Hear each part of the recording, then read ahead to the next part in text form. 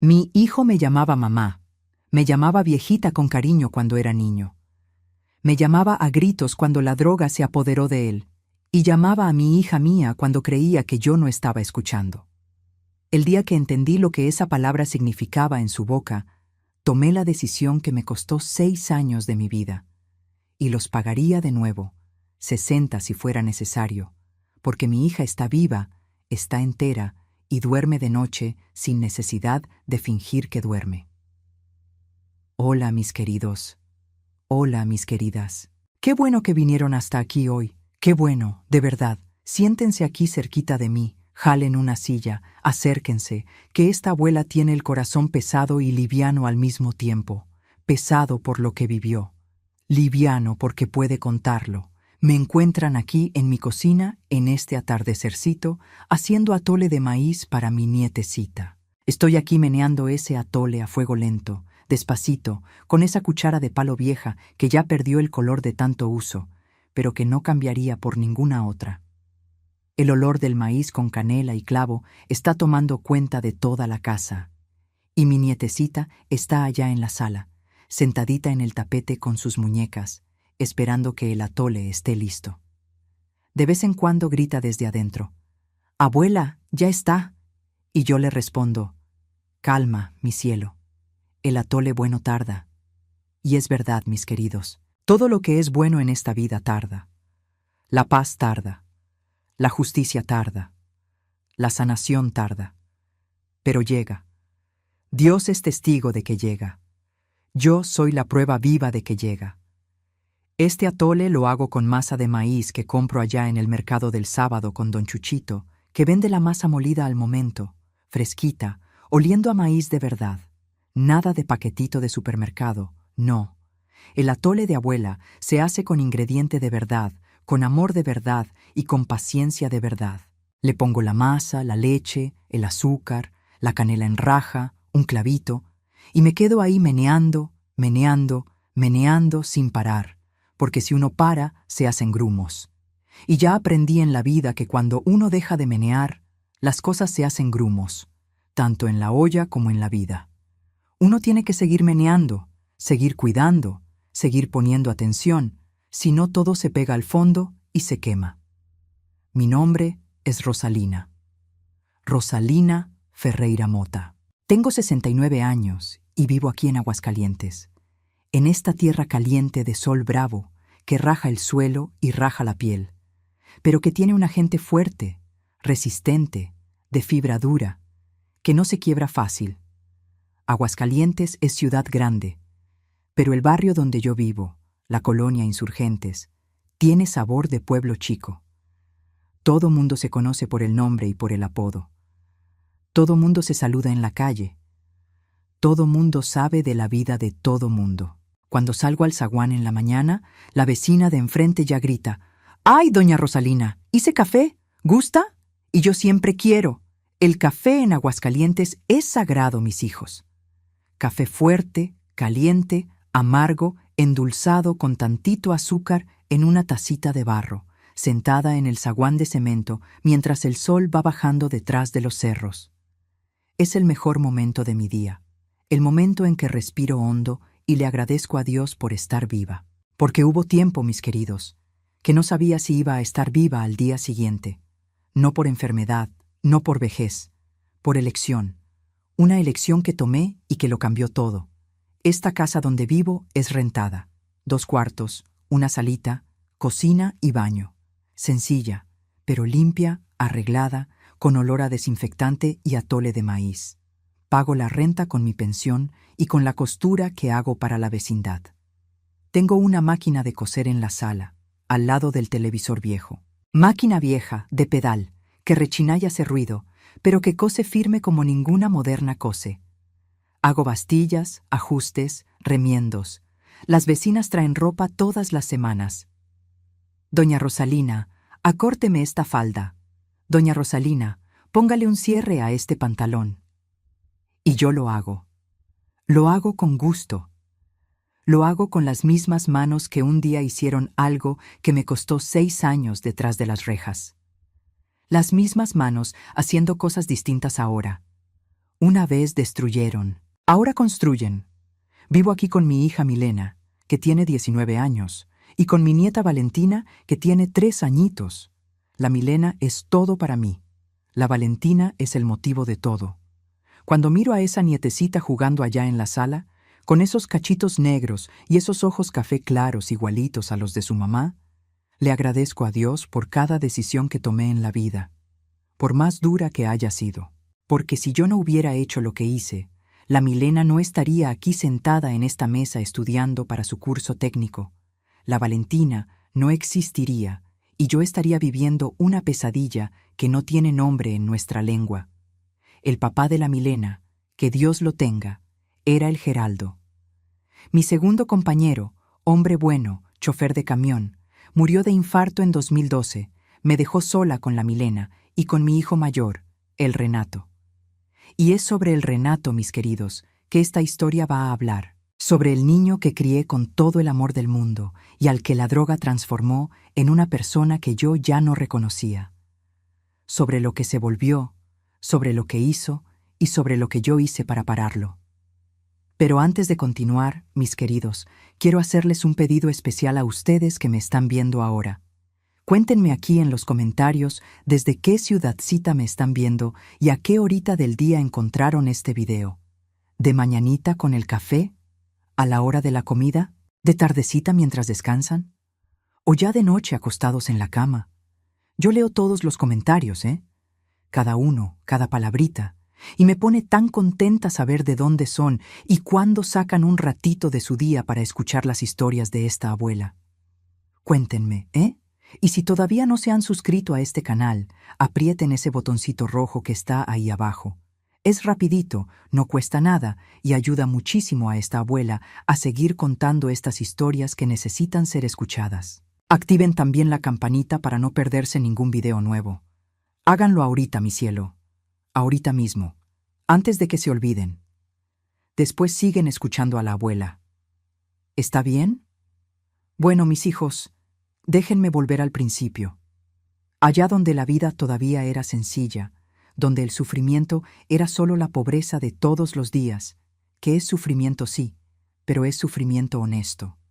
Sufrimiento que no destruye el alma. Sufrimiento que uno aguanta porque tiene esperanza de que va a mejorar. Diferente al sufrimiento que vino después, que era sufrimiento sin salida, sin esperanza, sin luz al final del túnel. Yo nací aquí mismo en Aguascalientes en 1957, hija de doña Teresa y de don Raimundo. Que Dios los tenga a los dos en lugar de paz y de descanso. Mi papá era albañil, hombre callado, de pocas palabras, que se levantaba todos los días antes de que saliera el sol y se iba a trabajar en obras por el centro de la ciudad.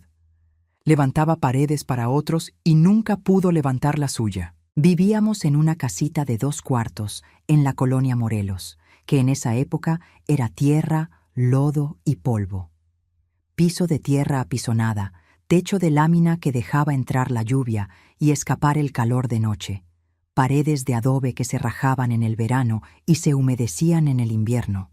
El baño era la letrina al fondo del solar, con esa puertita de madera que el viento siempre tumbaba. El agua venía del pozo del vecino don Delfino, quien la prestaba por caridad cristiana, y a veces reclamaba cuando uno llenaba demasiados cubos.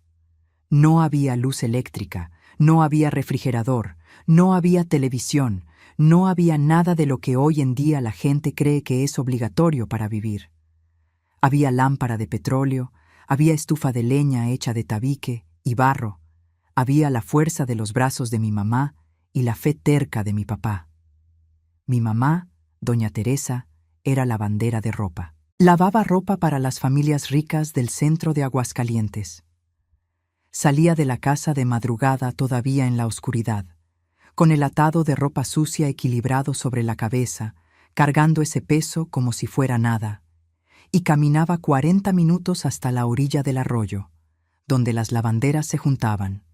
Se quedaba el día entero allí, de rodillas sobre las piedras, golpeando ropa, escurriendo, enjuagando, tendiendo al sol. Regresaba al atardecer con la espalda partida y las manos arrugadas de tanta agua. Las manos de mi mamá eran gruesas, coloradas, llenas de grietas que sangraban con el frío. Ella se ponía sebo de vela en las grietas para aliviar, pero al día siguiente ya estaba todo abierto otra vez. Manos de lavandera, manos de mujer que sostuvo a una familia entera a base de agua y jabón. Pero mi mamá nunca se quejaba, nunca. Doña Teresa era de esas mujeres que se tragaban el dolor, masticaban el cansancio y sonreían por encima. Cuando yo y mi hermano preguntábamos, «Mamá, ¿estás cansada?», ella respondía, «Cansada no, mi vida, estoy bendecida». Mentira piadosa, mentira de mamá, de esas que uno dice para ahorrarle a los hijos el peso que uno carga. Lo sé porque yo también mentí así muchas veces. Muchas veces miré a mi hija con el corazón en pedazos y le dije, «Todo está bien, mi cielo». Así es la mamá. La mamá carga el mundo en la espalda y sonríe cuando el hijo la mira. Mi hermano Elías era 2 años mayor que yo, niño listo, caliente de sangre, que vivía corriendo por los terrenos baldíos del barrio, saltando cercas, subiéndose a los árboles de guayaba, peleando con los chavos de la calle, cazando lagartijas con resorteras de rama. Éramos uña y carne, mis queridos. A donde iba el Elías, yo iba detrás con mis piernitas cortas, intentando seguirle el paso largo, tropezando en los hoyos de la calle de tierra, rasguñándome las rodillas y levantándome sin llorar, porque llorar frente al Elías era vergüenza. Él me protegía de todo. Si alguien se metía conmigo en la escuela, el Elías ya aparecía con el pecho inflado y el dedo apuntando. «Con mi hermana te metiste, conmigo te vas a ver». Y nadie se volvía a meter. Tener hermano mayor en la colonia Morelos era tener guardaespaldas, y el Elías era el mejor guardaespaldas que yo podría haber tenido. Jugábamos de todo lo que no costaba dinero, porque dinero era cosa que no teníamos para gastar en diversión. Carritos de madera que mi papá hacía con navaja y pintaba con jugo de Jamaica, muñecas de olote que mi mamá vestía con retazos de tela de costal de harina, trompos y yoyos, rayuela trazada en el suelo de tierra con pedazo de carbón, escondidillas entre las casas del barrio, corriendo descalzos en el lodo cuando llovía, sintiendo el barro frío entre los dedos de los pies. La vida era sencilla, era dura, era apretada de dinero y de espacio. Pero había una cosa que yo solo fui a entender el valor muchos años después: seguridad. Dentro de esa casita de adobe, con el piso de tierra, el techo agujereado y la lámpara débil, me sentía segura porque mi papá estaba ahí, mi mamá estaba ahí, mi hermano estaba ahí. Y cuando uno tiene a las personas correctas cerca, hasta la miseria se vuelve más soportable. En la escuela yo era aplicada. No era la más inteligente del salón, pero era terca. Me sentaba en la primera fila, cerca del escritorio de la maestra doña Amelia, y ponía atención en cada palabra que ella decía. Copiaba todo en el cuaderno con esa letra redondita que yo me empeñaba en dejar bonita, cuidada, porque mi cuaderno era el único lujo que tenía y lo trataba como si fuera de oro. Mi mamá compraba un cuaderno por semestre y yo necesitaba hacerlo rendir. Escribía pequeñito, cerca de los márgenes, aprovechando cada centímetro de papel. Cuando el cuaderno se acababa antes de tiempo, escribía en el reverso de las hojas, en la contraportada, en cualquier pedacito de papel que encontrara. Doña Amelia me felicitaba. «Rosalina, tienes letra de maestra». Y yo soñaba con ser maestra algún día. Soñaba con tener un salón de clases, un pizarrón verde, gis blanco y enseñar a los niños de la colonia a leer y escribir. Sueño de niña pobre. Sueño bonito que la vida no dejó realizar. La comida de nuestra casa era sencilla, pero sustentaba. Frijoles con tortillas todos los días, que es el plato de toda familia pobre de México. Frijoles espesos, caldito oscuro, cocinados en la estufa de leña, con un pedazo de tocino cuando había, con un hueso de res cuando no había, y con nada más que sal cuando ni hueso había. Se acompañaba con tortillas y a veces un huevo frito que era un lujo. Los domingos, cuando mi papá traía el pago de la semana, mi mamá hacía pollo en mole con arroz rojo, que era lo más rico que yo haya comido en toda la vida. El pollo era del solar mismo, criado a maíz y salvado, gordo, amarillo, oloroso. Mi mamá lo sazonaba con ajo, cebolla, chiles secos y lo cocinaba en la estufa de leña despacito, despacito, hasta que la carne se soltara del hueso. El mole espeso, preparado con chiles, chocolate, especias y semillas tostadas que llenaban la casa de un olor que llegaba hasta la calle entera. Los vecinos ya sabían. Doña Teresa está haciendo mole. Hasta hoy, mis queridos, cuando siento el olor de pollo en mole, regreso a esa cocina oscura, con la lámpara encendida en la pared de barro, mi mamá meneando la olla con la cuchara de palo, mi papá sentado en el banco esperando su plato, con esa sonrisa tranquila de hombre satisfecho. Nostalgia buena, nostalgia que calienta el pecho. Mi papá murió cuando yo tenía 15 años. Se cayó de un andamio en una obra en el centro de Aguascalientes. Se quebró la espalda. Lo llevaron al hospital público, el único al que los pobres podíamos ir.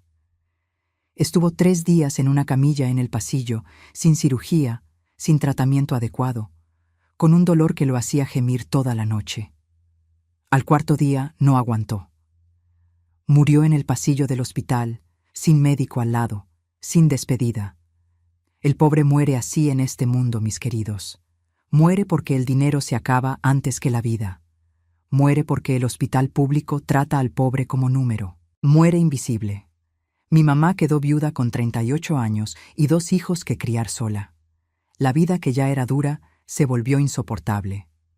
El dinero que traía mi papá, por poco que fuera, hacía falta.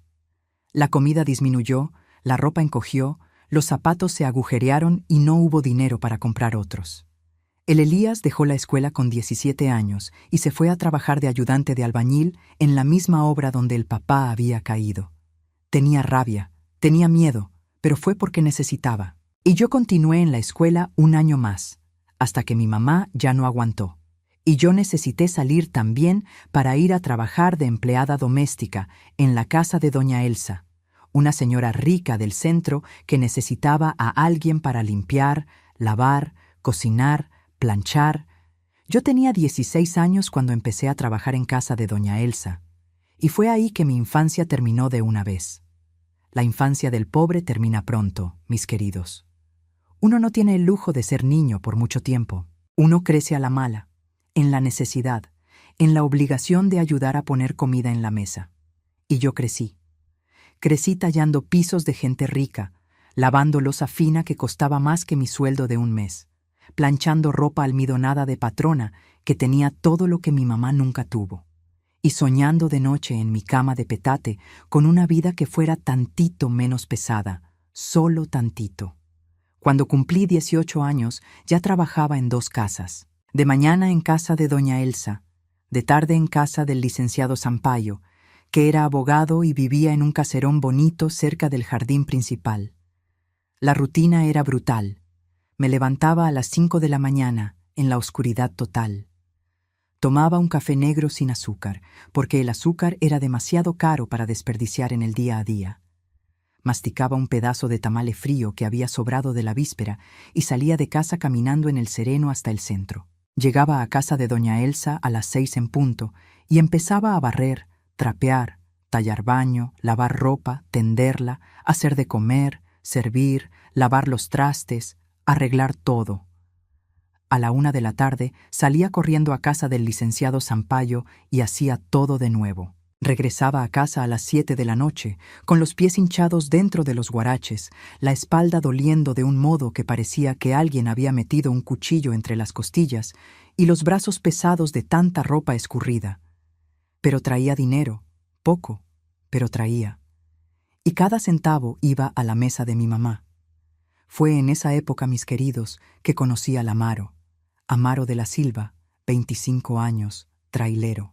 Hombre bonito de cara, sonrisa amplia, buena plática, cabello ondulado, piel morena quemada de sol de carretera. Paraba en el bar de la esquina de la colonia Morelos cuando pasaba por Aguascalientes con su tráiler. Me vio una vez pasando en la calle, me vio 2. A la tercera vez me gritó desde el bar: «Oiga, señorita, ¿cómo se llama?». Yo fingí que no oí. A la 4ª vez vino hasta mí con una flor de plástico que había comprado en la gasolinera y me dijo: «Señorita, Esta flor es bonita, pero no es tan bonita como usted. Y yo, tonta como toda muchacha de 18 años que nunca ha recibido un piropo de hombre, le di mi nombre, le di mi sonrisa y le di mi corazón. En 3 meses estábamos juntos. No nos casamos por el papel, no nos casamos por la iglesia. Nos juntamos como se juntan los pobres, sin fiesta, sin anillo, sin lujos. Solo amor, promesa e ilusión. El Amaro se quedaba en Aguascalientes 1 semana, 2, y después se iba a la carretera. Regresaba, se quedaba más tiempo, se iba otra vez. Vida de tráilero es así, mis queridos. La carretera es la casa y la casa es solo una parada. Yo entendía, o creía entender. En realidad no entendía nada. Solo estaba demasiado feliz para cuestionar, demasiado feliz para desconfiar. En 1979, con 22 años, quedé embarazada. Cuando le conté al Amaro, se le llenaron los ojos de agua, me abrazó fuerte y dijo: «Me quedo, Rosalina. Voy a cuidarte a ti y a nuestro hijo». Se quedó 3 meses. Ayudó con los gastos, pintó el cuartito del bebé de azul con pintura barata que se descascaró en la primera lluvia, compró una cuna de segunda mano en el tianguis. Después la carretera llamó y esta vez el Amaro no regresó. Desapareció. Desapareció como humo de escape de tráiler viejo. Nunca más mandó razón, nunca mandó dinero, nunca mandó ningún recado por otro trailero. Simplemente dejó de existir, como si yo y el bebé en mi panza fuéramos un sueño que él resolvió olvidar. Quedé destrozada, pero no tuve tiempo de estar triste por mucho tiempo. La panza crece, las cuentas llegan, la vida no para porque un hombre se va. Trabajé hasta el 8º mes de embarazo, con esa panza enorme pegándose al fregadero de la cocina de doña Elsa. Los pies hinchados que apenas cabían en los guaraches, la espalda gritando de dolor. Doña Elsa, para darle el crédito que merece, me dejó trabajar sentada cuando podía. Me daba buena comida, fruta, leche. «Come, Rosalina, estás comiendo por 2». Y yo comía. Comía y lloraba escondida en el baño de la patrona, sentada en el excusado, con la puerta con llave, llorando bajito para que nadie oyera. El Renato nació en noviembre de 1979. Nació en el Hospital Público de Aguascalientes. Parto normal, 7 horas de trabajo de parto. Cuando la enfermera puso a ese niñito arrugado en mis brazos, lloré. Lloré de alegría, de miedo, de cansancio, de amor, de todo junto. Miré a ese bebecito con los ojitos cerrados y los deditos apretando mi dedo índice, e hice una promesa silenciosa. Voy a hacer todo por ti, mi hijo, todo, aunque tenga que trabajar hasta caer. Y lo hice. Trabajé hasta caer muchas veces, literalmente. Hubo días que llegué a casa tan cansada que las piernas se me doblaron en la puerta y caí sentada en el suelo con el Renato en brazos, sin fuerzas ni para levantarme. Crié al Renato sola, sin padre, sin pensión, sin ayuda del gobierno. Mi mamá ayudaba cuando podía, pero ella misma ya estaba enferma de los pulmones de tanto lavar ropa en el sereno. Yo llevaba al Renato conmigo al trabajo porque no tenía con quién dejarlo. Él se quedaba en el solar de las patronas, jugando con tierra, con piedras, con palitos, con hormigas, mientras yo tallaba el piso adentro.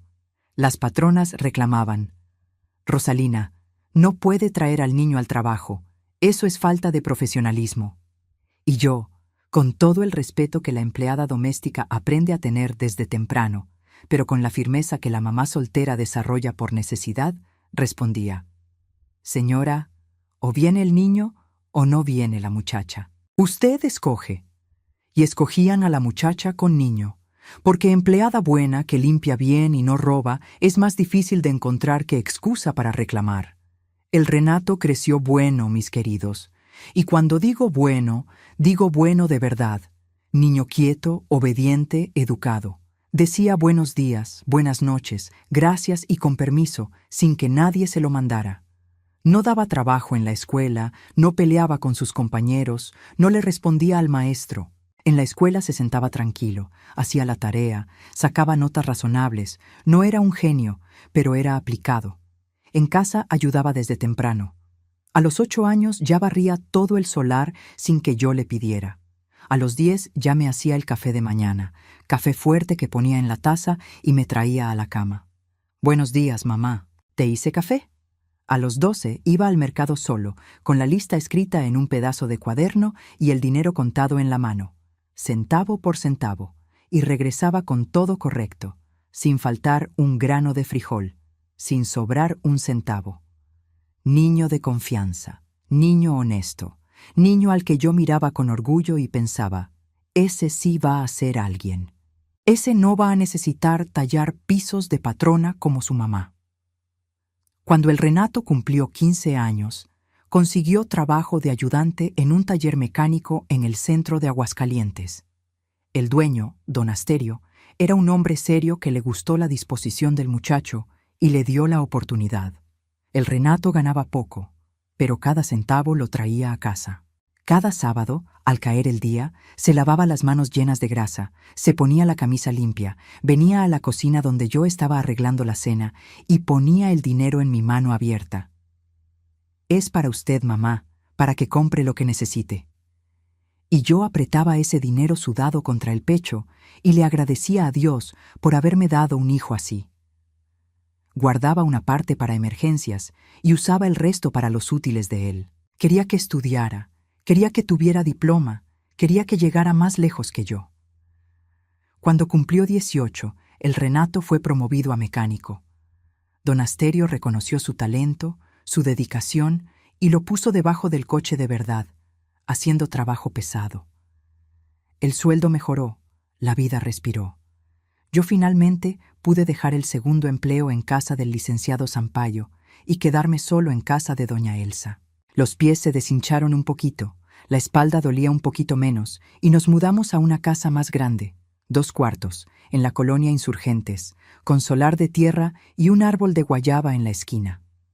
El Renato, el primer fin de semana en la casa nueva, plantó un árbol de mango en el solar, cavó el hoyo con sus propias manos, puso el arbolito con cuidado, lo regó y dijo, «Para que haga jugos, mamá, de mango con leche, como a usted le gusta». El árbol creció, dio fruto, hice jugos. Y por unos años, mis queridos, la vida fue buena. Me sentaba en el zaguán al atardecer, tomaba mi café, miraba a mi hijo lavando el carro de un cliente en la banqueta y pensaba, valió la pena. Cada piso tallado, cada ropa lavada, cada lágrima en el baño de la patrona. Valió la pena. Mi hijo era un buen hombre. En 1998 conocí al Geraldo Barbosa de Almeida, chofer de camión urbano en Aguascalientes. Viudo, sin hijos, 52 años, 10 años mayor que yo. Hombre serio, callado, de mano pesada para el trabajo y corazón blando para la mujer. Nos conocimos de todos los lugares en la parada del camión. Yo esperando el transporte para ir al trabajo y él manejando el camión. Cada santo día me saludaba con un cabeceo cuando yo subía, y yo le devolvía el saludo sin pensar en nada más que en educación. Hasta el día que paró el camión fuera de la parada, abrió la puerta, me miró con esa sonrisa tímida de hombre que no sabe cortejar y dijo, «Señora, este camión va a donde usted quiera ir». Y yo reí. Reí de verdad, con ganas, con todo el cuerpo. Hacía años que no reía así. Años. Y en esa risa, mis queridos, comenzó el mejor capítulo de mi vida. Un capítulo que duró poco, pero que fue muy bonito. Nos casamos en el año 2000 por el civil, ceremonia sencilla en el registro civil del centro, con el Renato de testigo y el Elías de padrino. Después fuimos todos a comer en un restaurante sencillo cerca de la central camionera. Comimos birria con consomé, arroz y frijoles. Tomamos agua de horchata y fue la comida más feliz de mi vida. El Geraldo era todo lo que el Amaro no fue. No bebía, no fumaba, no alzaba la voz. Traía el sueldo a casa puntualito, cada mes. Me ayudaba en la cocina sin que yo le pidiera. Lavaba los trastes los domingos, tendía la ropa en el tendedero cuando yo estaba cansada. Se sentaba conmigo en el zaguán de noche para tomar café y platicar sobre el día, sobre la vida, sobre los planes. Por primera vez, mis queridos, tuve un compañero de verdad, alguien que compartía conmigo no solo la casa, sino el peso de vivir, el peso de criar hijos, el peso de ser pobre en un mundo que no perdona al pobre. En 2004 nació la Milena. Yo tenía 47 años, embarazo tardío, arriesgado, que el médico desaconsejó y que casi pierdo 2 veces. Pero Dios quiso. La Milena nació por cesárea en el hospital regional, sana, llorando fuerte, 4 kilos, con ese cabellito chino oscuro que tiene hasta hoy. El Geraldo, mis queridos, lloró cuando la cargó por primera vez. Lloró como hombre que nunca tuvo hijo y de repente tiene una princesa en los brazos. Estaba tan emocionado que las manos le temblaban y la enfermera tuvo que ayudarle a cargarla. Yo miré esa escena, acostada en la camilla todavía mareada por la anestesia, y pensé, ahora sí, ahora está completo. Ahora la vida está como debería ser. El Renato, que en esa época ya tenía 25 años, tomó a la hermanita en brazos en el hospital y dijo, «No se preocupe, mamá, yo la cuido». Y la cuidó por un tiempo. Cuidó. Jugaba con la Milena, la llevaba al parquecito del barrio, le compraba muñecas baratas con su dinero en la tiendita de la esquina. Era buen hermano, cariñoso, protector. Todo bonito. Pero ya en esa época, mis queridos, el Renato estaba cambiando. Yo no quería ver, pero estaba.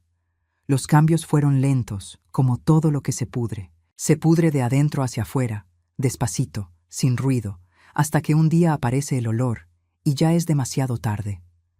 En 1999, un compañero del taller, el Djalma, le presentó al Renato a una bola que salía de noche. Bar, fiesta, diversión de calle. El Renato nunca había sido de salir. Era casero, iba del taller a la casa y de la casa al taller. Pero el Djalma era hablador, chistoso, de esos que convencen a una piedra de volverse arena. Y el Renato era un muchacho solo, sin padre, que nunca tuvo grupo de amigos, que creció a la sombra de su mamá y que nunca aprendió a decirle no a quien le ofrecía compañía. Aceptó. Primero fue la cerveza. Regresaba tarde, oliendo a alcohol, pero todavía educado. «Disculpe la hora, mamá». Yo regañaba, reclamaba, ponía cara fea, pero lo dejaba pasar. Muchacho de 20 años, bebe cerveza, forma parte de la vida. Después vino otra cosa más pesada. Veía al Renato con la nariz roja, agitado, hablando demasiado rápido, gesticulando, con los ojos brillando de un modo que no era normal. Pensaba que era gripe, alergia, quién sabe. Él decía que era sinusitis, y yo le creía porque la mamá le cree al hijo. La mamá cree aunque la mentira esté completamente descubierta, gritándole en la cara. La mamá se aferra a la explicación más cómoda y sigue adelante, porque aceptar la verdad duele demasiado. Y después, mis queridos, llegó la peor de todas, la que destruye a la gente, la que se come el alma de adentro hacia afuera, como la carcoma come la madera. Cuando esa llegó, el Renato que yo crié murió. Murió de pie, con el cuerpo todavía caminando, pero murió. La persona que era él se apagó como lámpara sin petróleo. Lo que quedó era un extraño con el rostro de mi hijo. Un extraño de ojos hundidos, cara chupada, dientes estropeados, cuerpo flaco como palo, que entraba a la casa de madrugada pateando la puerta y gritando, «¿Dónde está el dinero, vieja? ¿Dónde está el dinero?» Un extraño que no reconocía límites, no respetaba la hora, no sentía vergüenza, me robaba. Primero el dinero de la bolsa que yo escondía debajo del colchón y él encontraba. Después los electrodomésticos. Vendió el televisor, vendió el ventilador, vendió la licuadora, vendió el radio. Después mis cosas personales. El anillo que el Geraldo me dio en la boda, los aretes de oro que eran la herencia de mi mamá, la cadena con crucifijo que yo usaba desde los 15 años. Todo vendido, todo se volvió humo, todo alimentó al monstruo. Intenté internarlo 3 veces. La primera se quedó 15 días en una clínica de recuperación y se escapó saltando la barda. La segunda se quedó 8 días y se escapó por la ventana del baño. La tercera ni llegó a la clínica. Rompió el vidrio del carro que lo llevaba y se tiró en movimiento en la carretera. Intenté echarlo de la casa. Cambié la chapa. Él forzó la puerta de madrugada de una patada. Cambié otra vez. Forzó de nuevo. Llamé a la policía. La policía vino, se lo llevó, levantó el acta y se fue. Al día siguiente él estaba de regreso, sentado en el zaguán, como si nada hubiera pasado. Porque la policía se lo lleva y se va, mis queridos. Y el problema regresa. El problema siempre regresa. El Geraldo sufría con todo eso en silencio. Nunca le gritó al Renato, nunca le levantó la mano, nunca lo ofendió. Pero yo veía el peso en sus hombros. Lo veía sentado en el zaguán de noche, callado, con el café enfriándose en la mano, mirando la oscuridad. Lo veía envejecer 10 años en 2. En 2012, el Geraldo tuvo un infarto fulminante. Cayó en el baño de mañana temprano, cuando se estaba arreglando para ir al trabajo. Yo oí el ruido y corrí. Estaba en el suelo, con los ojos abiertos, la respiración cortada. Llamé a la ambulancia. La ambulancia tardó 20 minutos en llegar. En el camino al hospital, su corazón se detuvo. Tenía 62 años. Murió como vivió, callado, sin molestar a nadie. Perdí a mi compañero, a mi amigo, a mi puerto seguro, a la única persona que me hacía sentir que no estaba sola en el mundo. Y me quedé sola con la Milena y con el Renato, con una hija que proteger y con un hijo al que yo ya no podía salvar. Después de que murió el Geraldo, todo empeoró de un modo que yo no creía posible. Porque cuando el Geraldo estaba vivo, el Renato todavía tenía un hilo de respeto, fino, casi invisible, pero existía. No gritaba frente al Geraldo, no rompía cosas frente al Geraldo, no hacía lo que hacía cuando el Geraldo estaba en casa. Pero cuando el Geraldo se fue, ese hilo se rompió, y lo que vino fue un infierno que duró años. Se pasaba días fuera de casa, desaparecía en las calles, en los callejones, en los lugares que yo no quiero imaginar. Cuando regresaba, regresaba destruido, más flaco, más sucio, más agresivo, más peligroso. Entraba pateando la puerta, tumbando lo que encontrara, insultando. Me llamaba de nombres que un hijo no le dice a su mamá, ni en el peor momento. Vieja, casi muerta, era lo más leve. Había palabras peores, mucho peores. Palabras que cortan por dentro y no cicatrizan. Palabras que no vienen de la rabia, vienen de un hueco oscuro que el vicio cava dentro de la persona. Un hueco tan profundo que no queda nada de humano adentro. La Milena veía todo, oía todo, sentía todo. Aquella casa que un día fue hogar se volvió campo de guerra. Y mi hija, que era una joven alegre, comunicativa, que adoraba dibujar en sus cuadernos, que reía fácil, que cantaba entre dientes mientras arreglaba su cuarto, empezó a cambiar. Fue poco a poco. Primero dejó de dibujar, luego dejó de cantar, luego dejó de hablar. Se quedaba encerrada en su cuarto, con la puerta cerrada, y solo salía para comer e ir a la escuela. Cuando salía, caminaba con la cabeza baja, los brazos cruzados frente al cuerpo, los ojos fijos en el suelo. No miraba a nadie, no le sonreía a nadie. Era como si hubiera construido un muro invisible alrededor de su propio cuerpo y no dejara que nadie se acercara. Yo creí que era miedo al hermano. La situación dentro de casa era espantosa. Cualquier persona hubiera tenido miedo. Yo abrazaba a la Milena y le decía: «Hija, la mamá está aquí, nadie te va a lastimar». Ella me miraba cuando yo decía eso. Me miraba de un modo que yo no entendía en ese momento. Una mirada de quien quiere hablar y no puede. Una mirada de quien carga algo demasiado pesado para aguantar sola. Vi esa mirada. Sentí un escalofrío. Sentí que había algo ahí que yo no estaba viendo. Pero lo empujé al fondo de la mente, porque la explicación del miedo era suficiente.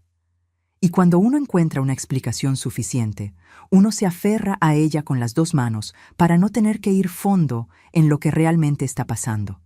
Porque ir a fondo duele. Ir a fondo obliga a ver. Y ver obliga a actuar y actuar asusta. Un día la maestra me llamó a la escuela. Se sentó conmigo en un cuartito reservado, cerró la puerta y me dijo con voz baja: «Doña Rosalina, la Milena está muy diferente. No participa en clase, no platica con sus compañeros, no se come el refrigerio. Y hay algo que me preocupa. Está usando ropa larga en días de mucho calor, manga larga, pantalón de mezclilla en Aguascalientes con 35 grados. ¿Usted sabe algo? Ropa larga, calor para quebrar. Y mi hija cubierta de cabeza a pies». Me tragué el nudo en la garganta y dije que era estilo, cosa de joven. La maestra me miró con esa mirada de quien no creyó, pero no insistió. Yo regresé a casa con el corazón apretado y llamé a la Milena. «Hija, ¿por qué traes manga larga con este calor?» «Tengo frío, mamá». «En Aguascalientes con 35 grados. Tengo frío». Tomé su brazo despacito, con cuidado, como quien toma algo frágil que puede quebrarse. Jalé la manga hacia arriba y vi marcas, rasguños en el antebrazo, hechos por ella misma, lesiones. Mi hija se estaba lastimando, se estaba arañando, se estaba castigando por algo que yo no sabía qué era. «Milena, ¿quién te hizo esto?» «Yo misma, mamá». «¿Por qué?» Silencio. Ese silencio que es más alto que cualquier grito, que llena el cuarto entero, que aprieta el pecho hasta que no cabe más aire. «No puedo decir, mamá». «Sí puedes, hija. Dile a tu mamá».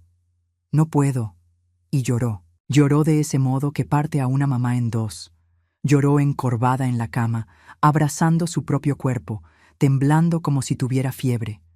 La abracé, la apreté fuerte y sentí que estaba helada en Aguascalientes, en pleno calor, y mi hija helada como piedra de río. Esa noche no la forcé. No pude. Su dolor era tan grande que sentí que si la forzaba, algo se iba a romper dentro de ella que no tendría arreglo. Llevé a la Milena con una psicóloga de la clínica del IMSS la semana siguiente. La psicóloga la atendió una vez, 2, 3. A la tercera sesión me llamó a un cuarto separado. Cerró la puerta, me pidió que me sentara y dijo con una voz que intentaba ser profesional, pero que yo vi temblar: «Doña Rosalina». La Milena me relató situaciones muy graves, situaciones que involucran invasión de su espacio personal durante la noche, que involucran a alguien de la propia familia. No es violencia física del tipo que usted imagina, es de otra naturaleza. Otra naturaleza. 2 palabras. Las 2 palabras más destructoras que una mamá puede escuchar cuando se habla de alguien de la familia y de su propia hija. Salí de esa clínica como zombi. El mundo giraba, las piernas caminaban en automático, los ojos veían, pero no miraban. El cerebro procesaba, pero no aceptaba. Otra naturaleza. Mi hijo, mi hija. Caminé por las calles de Aguascalientes sin saber a dónde iba. Pasé por la plaza, por la iglesia, por el mercado. Me senté en una banca en la banqueta y me quedé ahí parada, mirando la nada por un tiempo que no sé calcular. Pudo haber sido media hora, pudieron haber sido 3 horas. El tiempo dejó de existir, el mundo dejó de tener sentido. Cuando llegué a casa, el Renato no estaba perdido en la calle, como siempre. La Milena estaba en la escuela, yo estaba sola. Fui a su cuarto, ese cuarto que apestaba a mugre, a sudor viejo, a químico. Revolví todo debajo del colchón, dentro del ropero podrido, detrás del mueble quebrado, buscando algo que confirmara o negara lo que la psicóloga dijo. Algo que me mostrara que era mentira, que había sido un error, que mi hijo, a pesar de todo lo que el vicio le había hecho, no era capaz de aquello. Pero encontré. Encontré algo que no voy a describir con detalles, porque no hace falta, y porque ciertas cosas no necesitan descripción para ser entendidas. Lo que encontré confirmó cada palabra de la psicóloga. Confirmó que mi hijo, el niño al que yo amamanté cantando, que me hacía café, que plantó mango en el solar, le estaba haciendo a mi hija cosas que no tienen nombre. Cosas que me quitaron el piso, que me quitaron el aire, que me quitaron la razón. Me quedé sentada en el suelo de ese cuarto inmundo, con las pruebas en la mano, mirando la nada por un tiempo que no puedo medir. el mundo había acabado. El mundo que yo conocía, el mundo donde mi hijo era problemático, pero no era un monstruo. Ese mundo se derrumbó como pared de adobe en lluvia fuerte, y en su lugar quedó un vacío oscuro, helado, sin fondo. Y en ese vacío, una pregunta. ¿Lo que encontré era lo que él ya hacía y lo que todavía iba a hacer? Las semanas que siguieron, mis queridos, fueron las más oscuras de toda mi vida. Más oscuras que la pobreza de la infancia, más oscuras que la soledad de mamá soltera, más oscuras que el duelo del Geraldo. Porque la pobreza, la soledad y el duelo son dolores que el tiempo aminora. Pero saber lo que yo sabía y no poder pararlo era un dolor que crecía cada día, cada hora, cada minuto. Caminaba por la casa como fantasma. Cocinaba en automático, limpiaba en automático, cosía en automático. Por fuera, la doña Rosalina de siempre, firme, callada, funcionando. Por dentro, un edificio derrumbándose en cámara lenta. Porque yo sabía lo que pasaba en esa casa cuando yo dormía, sabía lo que era mi hijo y no sabía cómo pararlo. Pensé en ir a la policía. Pensé muchas veces.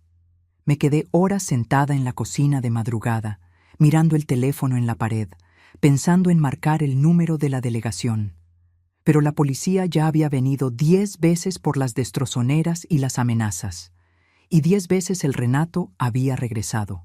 La policía viene, levanta el acta, se lo lleva y se va. Y el problema regresa, siempre regresa. La puerta no tiene reja que detenga a quien está decidido a entrar. Pensé en el DIF, pero el proceso lleva tiempo. Audiencia, informe, pericia, valoración, semanas, meses. Y mientras el proceso avanzaba despacio, el peligro avanzaba rápido. El peligro vivía dentro de mi casa. Dormía en el cuarto al lado del de mi hija y no tenía plazo para actuar. Pensé en cambiar de ciudad, agarrar a la Milena, agarrar una maleta y desaparecer. Ir a cualquier lugar. Pero, ¿a dónde? ¿Con qué dinero? Mi pensión apenas pagaba la renta. No tenía familia fuera de Aguascalientes. No tenía amigos en otra ciudad. No tenía nada. ¿Y si huía y él me encontraba? El adicto encuentra. El adicto es persistente cuando quiere. El adicto no se rinde. Cada noche era un tormento. Me acostaba en mi cama y me quedaba con los ojos abiertos, el oído pegado a la pared, el corazón desbocado. Cada ruido me hacía saltar. Cada chirrido de puerta me helaba. Cada paso en el corredor hacía que mi sangre se volviera hielo.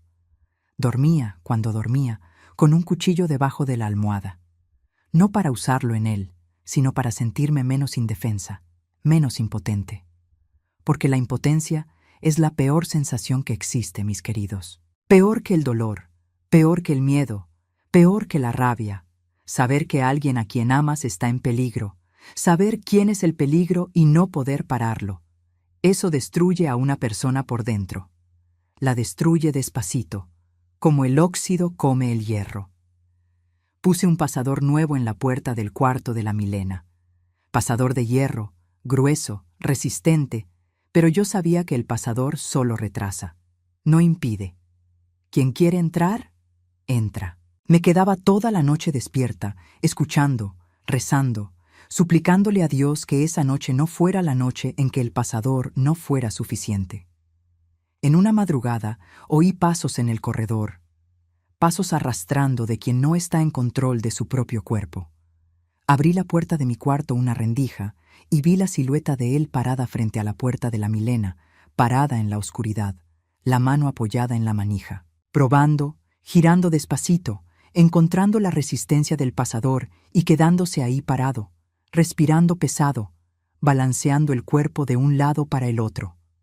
Yo sostenía el cuchillo debajo de la almohada con tanta fuerza que mis dedos se pusieron blancos. El corazón me latía tan fuerte que estaba segura de que él lo iba a oír. Después de unos segundos que parecieron horas, se dio la vuelta y fue a su cuarto.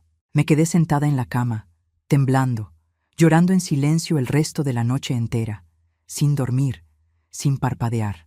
A la mañana siguiente, con ojeras que parecían pintadas de morado, fui a la clínica del DIF.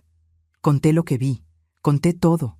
Pedí protección, pedí que hicieran algo, que lo sacaran de la casa, que lo detuvieran, que lo internaran a la fuerza, que hicieran cualquier cosa. La trabajadora social me miró con esa mirada cansada de quien lidia con decenas de casos iguales cada semana y dijo: «Doña Rosalina, vamos a abrir el protocolo, vamos a activar la Procuraduría de Protección, vamos a solicitar medida de protección, pero usted necesita entender que el proceso tiene etapas y lleva tiempo». Tiempo. Tiempo. La palabra más cruel que existe cuando tu hija está en peligro cada noche. Regresé a casa ese día sin esperanza, sin dirección, sin saber qué hacer. La fe que me sostuvo toda la vida estaba agrietándose. Rezaba y no sentía nada. Le pedía a Dios y no oía respuesta. Miraba el crucifijo en la pared de la cocina y preguntaba: «Señor, ¿qué hago? Muéstrame el camino, dame una salida, porque yo ya no aguanto más». Y esa misma noche, el Renato regresó a casa. Regresó en un estado que yo nunca había visto antes. Los ojos completamente vidriosos, sin vida, sin conciencia. El cuerpo temblando, la boca seca y agrietada, el olor de ese veneno impregnando su cuerpo como perfume del infierno. Entró pateando la puerta de la cocina con tanta fuerza que la chapa se arrancó del marco. Gritó: «¿Dónde está la comida? Tengo hambre, vieja desgraciada». Yo, con las manos temblando, le hice un plato. Arroz, frijoles, huevo frito. Lo puse en la mesa. Él se sentó, comió con las manos, sin tenedor, sin cuchillo, metiendo los dedos sucios en el arroz, en los frijoles, lamiéndose los dedos, eructando fuerte, comida cayendo en la mesa, en el suelo, en la ropa. Yo me quedé de pie, recargada en la pared de la cocina, mirando, callada, aguantando el llanto, aguantando la rabia, aguantando todo. Y mientras comía, habló. Habló cosas, mis queridos.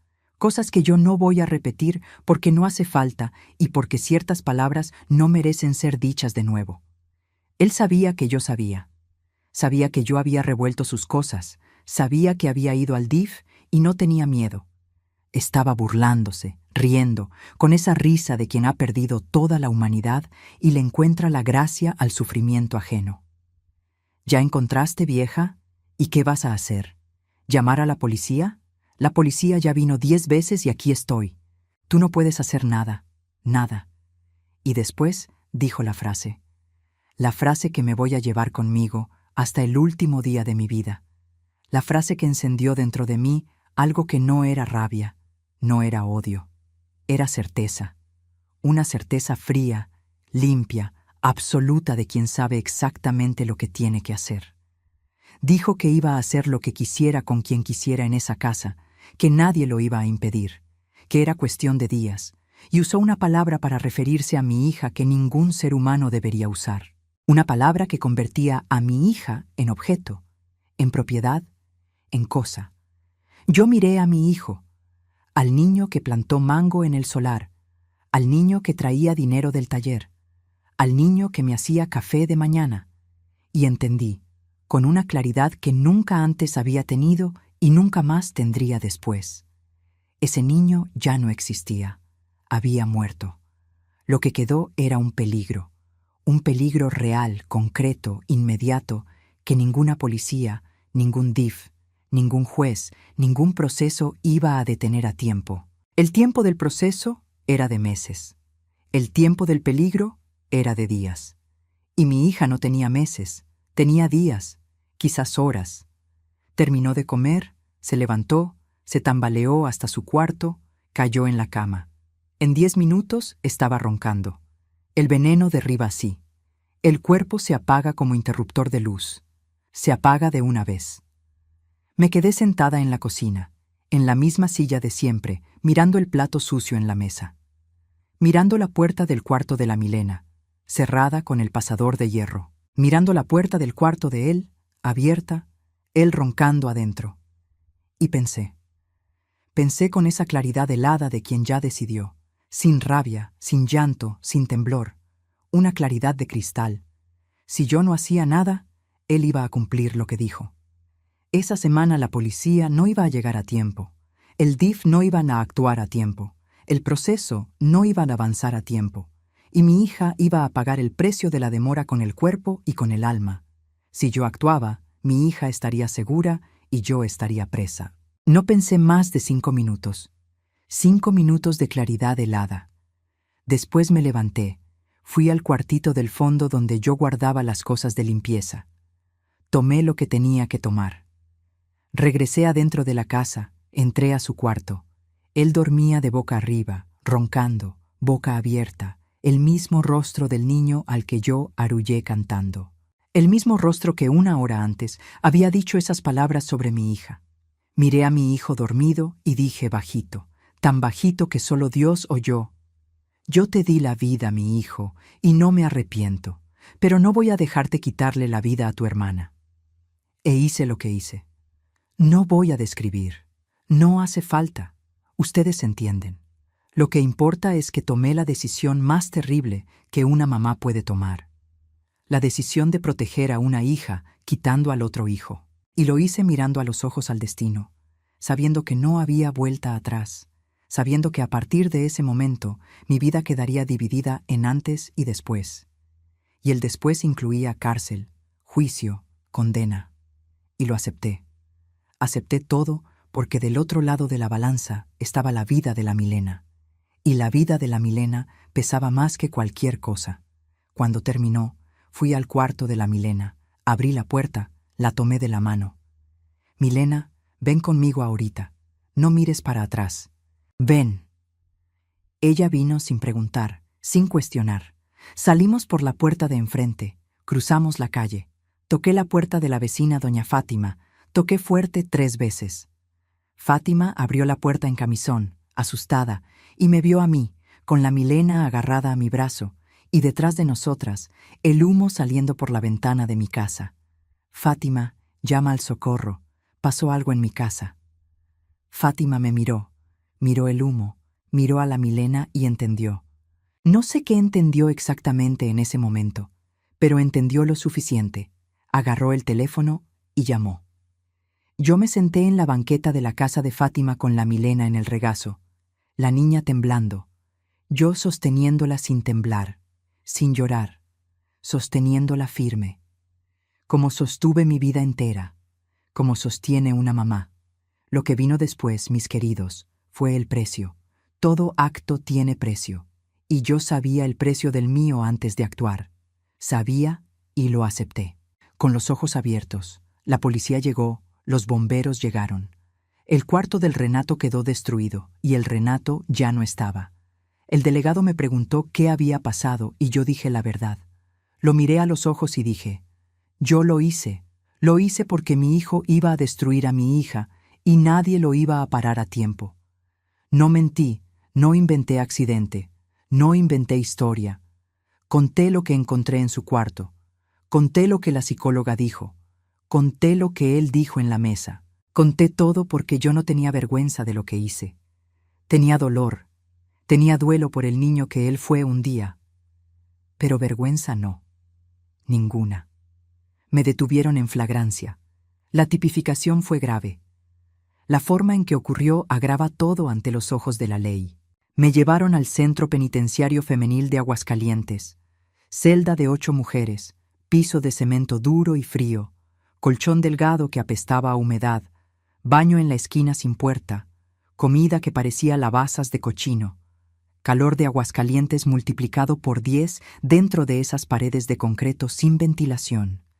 Y yo ahí en medio de todo aquello, pensando en la Milena. La Milena fue con el DIF, después a casa de mi hermana Josefa en Calvillo, a 130 kilómetros de Aguascalientes. Lejos de mí, lejos de todo, pero segura. Segura era lo que importaba. Si la Milena estaba segura, yo podía aguantar cualquier cosa, cualquier celda, cualquier sentencia, cualquier condena. Fui juzgada al año siguiente. El defensor público, el licenciado Augusto, hombre delgado de lentes gruesos, que hablaba bajito pero con una firmeza que yo admiré, intentó mostrarle al tribunal por qué yo hice lo que hice. Presentó las evidencias que la policía encontró, presentó el relato de la psicóloga, Presentó las actas de las 10 veces que la policía había venido y las 10 veces que el Renato había regresado. Intentó mostrar que yo estaba sin opciones, que estaba acorralada, que la tardanza de la justicia me dejó sin salida. La fiscal, una mujer seria de cabello recogido, dijo que yo podría haber buscado otras vías, que podría haber insistido con las autoridades, que podría haber cambiado de casa, que podría haber esperado. Esperado. Casi me reí al oír esa palabra. ¿Esperado? ¿Qué? ¿A que mi hijo cumpliera la promesa que hizo en la mesa? ¿A que el DIF programara la audiencia para 3 meses después, mientras el peligro era para esa misma semana? ¿A que yo durmiera rezando cada noche mientras él probaba la manija del cuarto de mi hija? El jurado, 4 mujeres y 3 hombres, condenó. 5 votos contra 2, 22 años, régimen cerrado. Oí la sentencia de pie. No lloré. Miré al juez, miré al jurado y pensé con toda la calma que me quedaba. Me condenaron por proteger a mi hija. Está bien, pero mi hija está viva, está segura, está lejos del peligro. Si 22 años es el precio, lo pago. Lo pago cada día, cada hora, cada minuto, sin arrepentimiento. Me trasladaron a la unidad penal femenil en Guadalajara. Ala de condenadas. Rutina rígida, café a las 6, trabajo en el taller de costura a las 8, comida al mediodía, patio a las 2, cena a las 5, celda a las 6. Yo cosía 8 horas al día. Uniformes de internos, sábanas de hospital, uniformes de escuela. La máquina de coser se volvió mi compañía, mi terapia, mi razón de levantarme de mañana. El ruido de ella, ta ta ta ta ta ta, repetitivo, constante, era el único sonido que me calmaba en medio de ese infierno. Porque era sonido de hacer, de producir, de construir algo con las manos. Las mismas manos que habían destruido ahora cosían, y cada punto de costura era un punto en la herida de mi alma, intentando cicatrizar. Las demás presas sabían lo que yo había hecho. En la cárcel, mis queridos, todo mundo sabe la historia de todo mundo. No existe secreto. Y en la cárcel femenil, mamá que actúa para proteger a su hija es respetada. Nadie se metió conmigo, nadie me amenazó, nadie me miró con desprecio. Al contrario, una presa, la Carla, condenada por narcomenudeo, mujer grande, de brazos tatuados y voz gruesa, me dijo un día en el patio: «Doña Rosa, usted es la única aquí adentro de quien tengo la certeza absoluta de que hizo lo correcto». La Milena me visitaba una vez al mes. Mi hermana Josefa la traía desde Calvillo. Viaje de 2 horas en autobús. Visita de 2 horas. Mesa de plástico blanca. Yo de un lado, con el uniforme beige de interna, con las manos extendidas sobre la mesa. Ella del otro lado, con esos ojos café claros que eran iguales a los del Geraldo. Yo le sostenía las manos, ella sostenía las mías y ninguna de las dos hablaba de aquella noche. Nunca. En 6 años de visita mensual, ni una sola vez. No era un secreto, era un acuerdo silencioso. Lo que pasó, pasó. Las palabras no iban a cambiar nada. Las palabras no iban a sanar nada. El silencio entre nosotras era más elocuente que cualquier frase. Pero en una visita, 2 años después de la condena, la Milena llegó diferente, más seria, más adulta. Se sentó en la mesa, me miró firme a los ojos y dijo algo que lo cambió todo. «Mamá, necesito contar algo, no a usted, sino al juez, porque lo que conté en su momento no fue todo. Lo que le dije a la psicóloga, al delegado, al DIF, fue solo una parte. No conté lo peor. No pude. Estaba en shock, estaba avergonzada, estaba asustada. Pero ahora puedo y necesito hacerlo, porque usted está aquí por mi culpa. Tú no estás aquí por tu culpa, hija. Yo estoy aquí por mi elección. Pero el juez condenó a usted sin saber toda la verdad, y yo tengo una prueba, mamá. Una prueba que guardé desde antes de aquella noche». Mi hija, en un momento de desesperación, antes de que todo pasara, había conseguido una grabación. En los detalles no voy a entrar, porque su privacidad es sagrada y los detalles no son necesarios para que ustedes entiendan la gravedad. Lo que importa es que la Milena, sola, en la oscuridad, con un miedo que yo no puedo imaginar, tuvo el coraje de registrar lo que pasaba. El coraje más silencioso y más brutal del que yo haya oído hablar en mi vida. Un coraje que yo, con 69 años de vida, todavía no puedo comprender del todo. ¿Cómo alguien en esa situación tuvo la presencia de espíritu de hacer lo que hizo, de pensar en el futuro, de crear una prueba, de ser más fuerte que el miedo? Ella guardó esa prueba escondida durante años. No lo contó antes porque él la amenazaba. Si abres la boca, mato a la vieja. Usaba a mí como arma, como escudo. La misma táctica de siempre. El abusador usa a quien la víctima ama para mantener el silencio. Y funcionó. Funcionó demasiado tiempo. Cuando la terapia que mi hermana Josefa pagó, sacando del propio bolsillo apretado de jubilada, empezó a abrir las puertas que la Milena había cerrado dentro de sí misma, ella decidió hablar, decidió mostrar, decidió romper el silencio que le había sido impuesto por el miedo. Mamá, llévale esto al abogado ahorita. Ella lo llevó. El licenciado Augusto analizó el material y pidió revisión de la sentencia. Prueba nueva. El juez de la revisión, el licenciado Mauricio, analizó todo, cada detalle, cada segundo, y entendió lo que el primer juicio no tuvo acceso para entender. La fiscal, la misma mujer de cabello recogido que pidió mi condena, cambió de posición por escrito. El dictamen oficial reconoció que la prueba nueva cambiaba fundamentalmente el contexto del caso, que lo que yo hice tenía una motivación que el primer jurado desconocía en toda su extensión. La pena fue reclasificada. De 22 años cayó a 6, que yo ya había cumplido con creces. La audiencia de liberación fue en octubre de 2023. Tribunal de Justicia, sala de audiencia con paredes blancas y luz de lámpara de neón. Yo con el uniforme beige, el cabello canoso suelto hasta el hombro, las manos gruesas cruzadas en el regazo. La Milena sentada en el público, 19 años ya, mujer hecha, cabello chino, ojos café claros, mi hermana Josefa a su lado, enjugándose los ojos con un pañuelo. El licenciado Augusto a mi lado, con el expediente bajo el brazo. El juez, el licenciado Mauricio, leyó la resolución. Revisión de sentencia procedente. Pena reclasificada. Pena íntegramente cumplida. Libertad inmediata. Y entonces hizo algo que el licenciado Augusto me dijo después que en 20 años de profesión nunca había visto hacer a un juez. El licenciado Mauricio se quitó los lentes, los puso encima del expediente, me miró y dijo: fuera del protocolo, fuera del formalismo, como ser humano hablándole a otro ser humano. Doña Rosalina, yo analicé la prueba que su hija presentó. Tengo una hija y necesito decirle a usted, no como juez, sino como padre. Le pido disculpas en nombre de este tribunal, en nombre de la justicia que la condenó sin conocer toda la verdad. Usted no es lo que la primera sentencia dijo.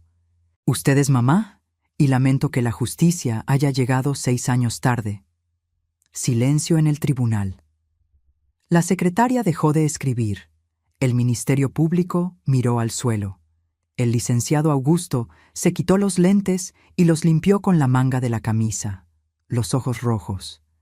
La Milena lloraba, la Josefa lloraba.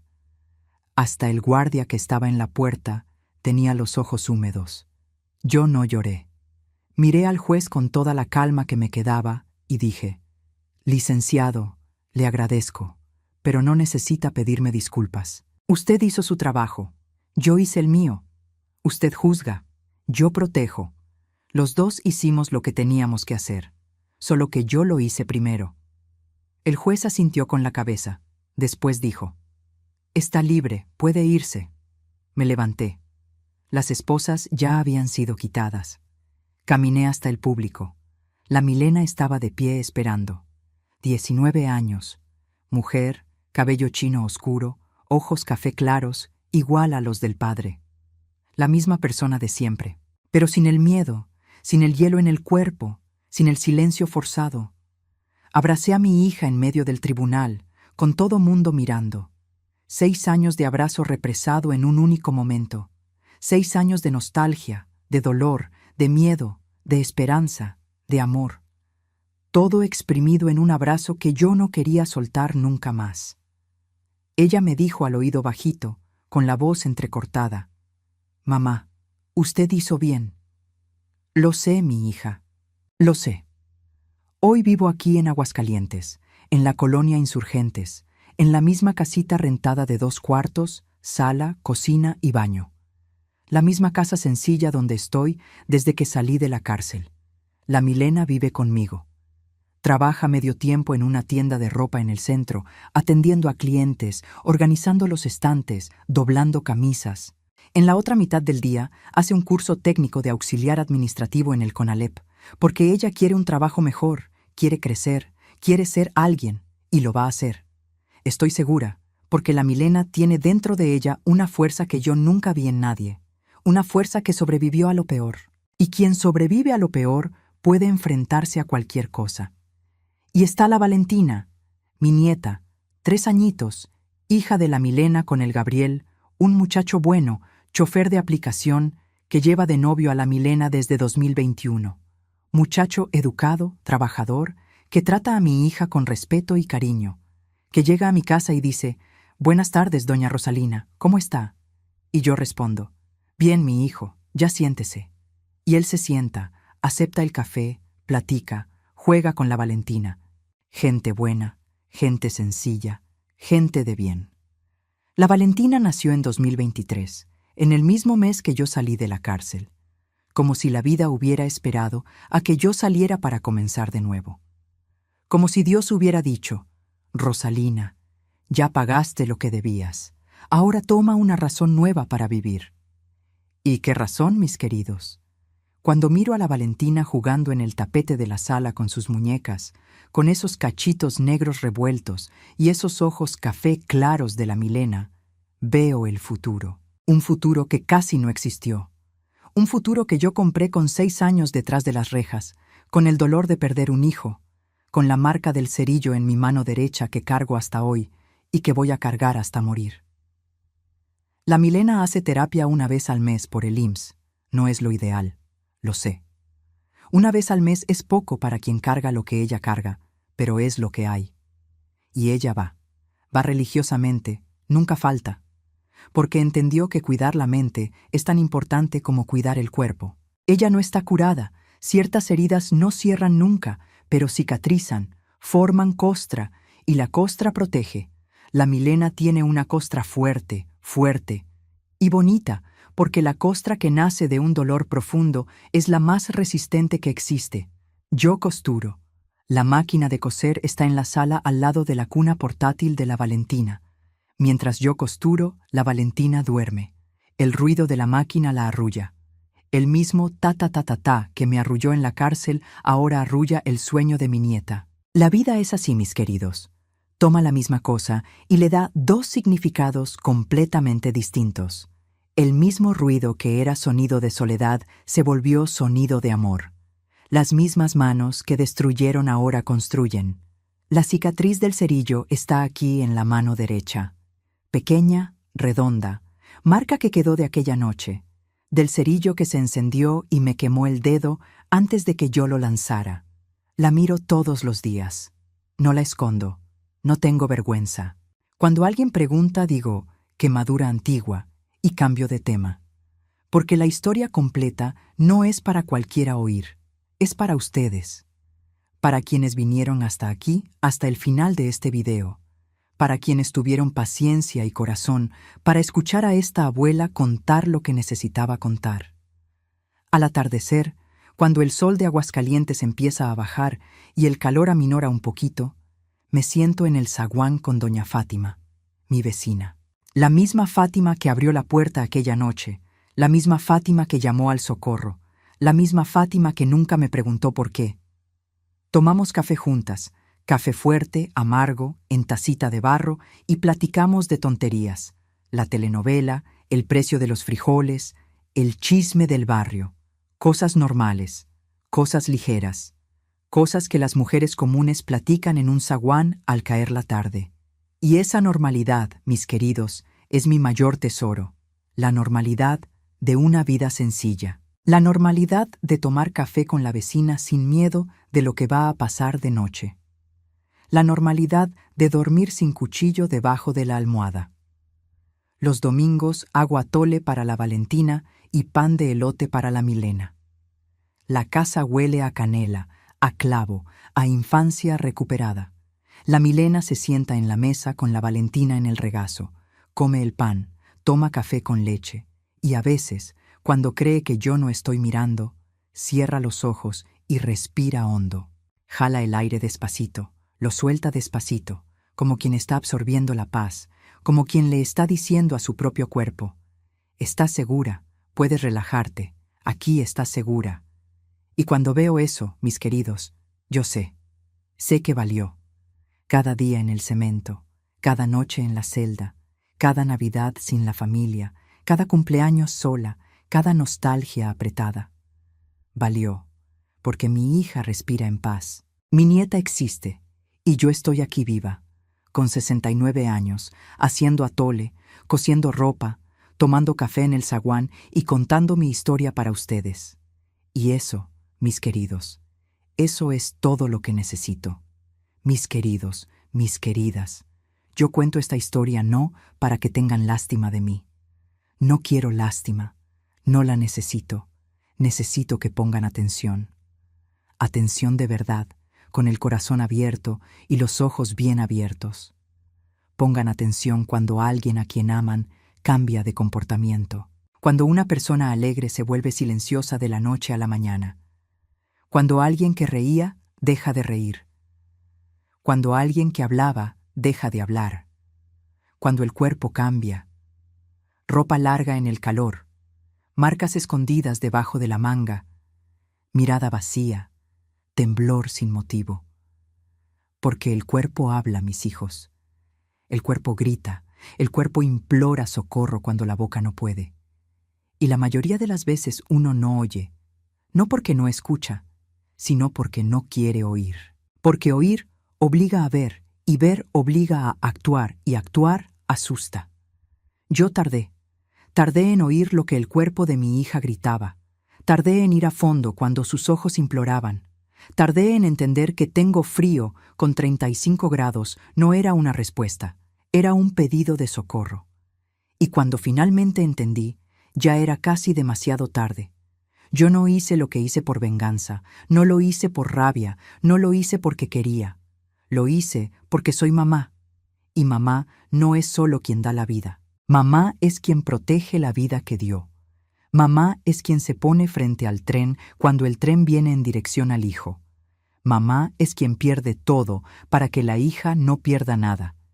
Y en los casos más extremos, mis queridos, en los casos en que todas las puertas están cerradas y el peligro está dentro de casa, mamá es quien hace lo impensable para que lo inaceptable no ocurra.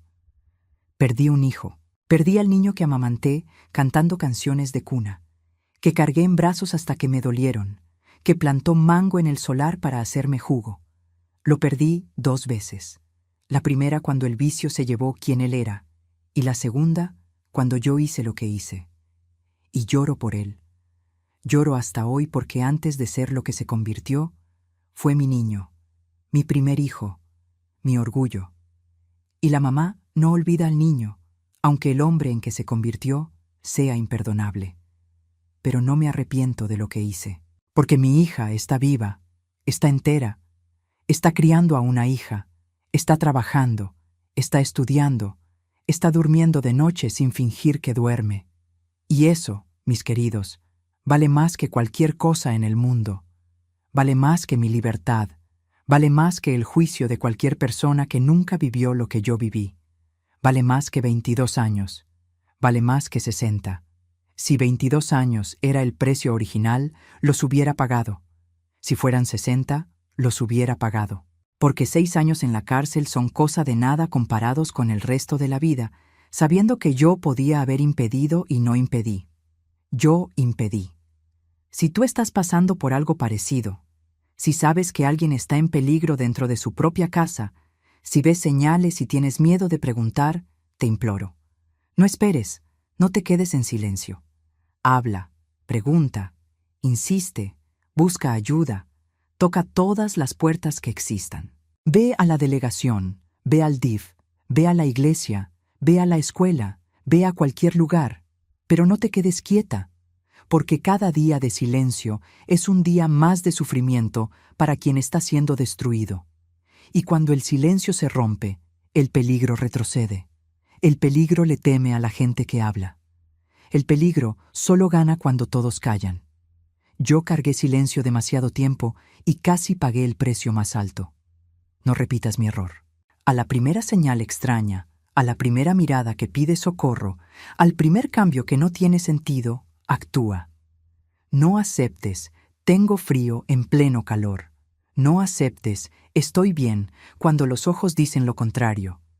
No aceptes una explicación suficiente cuando tu corazón grita que algo está mal. Porque el corazón de mamá, de papá, de abuela, de tía, de vecina, de maestra, de cualquier persona que ama, ese corazón siente. Siente antes de que la mente entienda. Y cuando siente, es porque hay que actuar. Si tú o alguien que conoces está en situación de peligro, sabe que en cada lugar, en cada ciudad, en cada país, existen personas e instituciones que pueden ayudar. Busca información en tu región. Busca a las autoridades locales. Busca organizaciones que protejan a quien necesita protección. No tengas vergüenza. La vergüenza es el arma de quien hace el mal. Quien pide ayuda es valiente. Quien habla es fuerte. Quien rompe el silencio salva vidas. Fui una mamá que tuvo que hacer lo impensable. Rezo todos los días para que ninguna otra mamá en el mundo tenga que hacer lo que yo hice.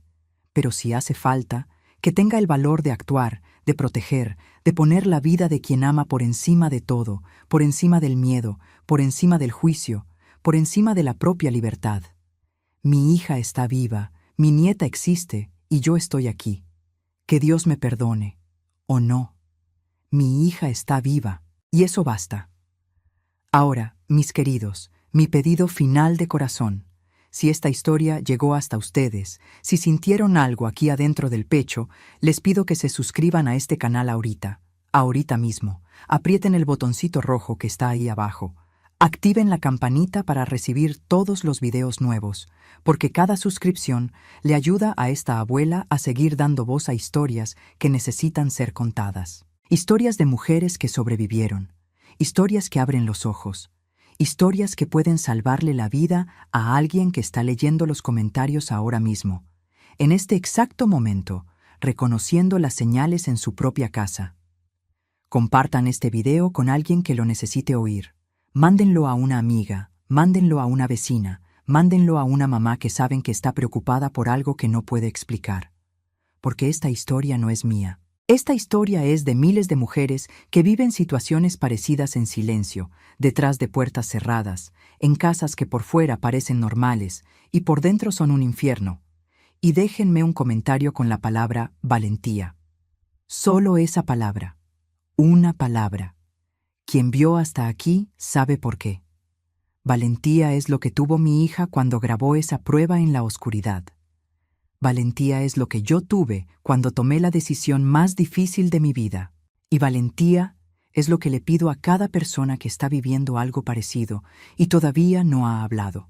Comenten valentía y sepan que esta abuela está leyendo cada comentario, uno por uno, con todo el cariño de mi corazón viejo. Háganlo ahorita. No esperen ni un minuto más, porque esperar fue mi error y actuar fue mi salvación. Esta historia que conté no es entretenimiento, mis queridos. No es novela, no es ficción para emocionar y olvidar. Es una alerta, es un grito, es una mano extendida en la oscuridad para quien necesita agarrarla.